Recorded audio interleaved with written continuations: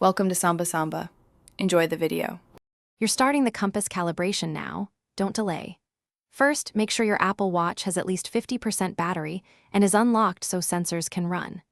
Move to an open area away from large metal objects, speakers, or magnets because magnetic interference skews readings. Once done, open the Compass app and accept any location and motion permissions. The watch needs both GPS and motion data to calibrate accurately. Now you'll execute the core calibration routine. Rotate slowly a full 360 degrees with your arm extended. Do that twice to give the magnetometer multiple reference points.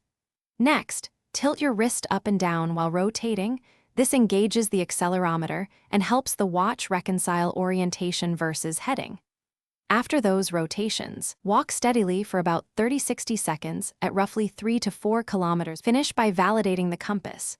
Compare the watch heading with a known landmark or your phone's compass to confirm alignment. If the reading is still off, repeat the rotation sequence, then reboot the watch and, if needed, toggle location services off and on. These steps clear sensor caches.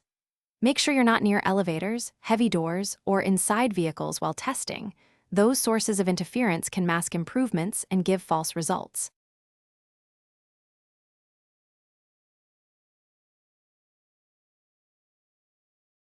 Thanks for watching. Consider subscribing if we helped you.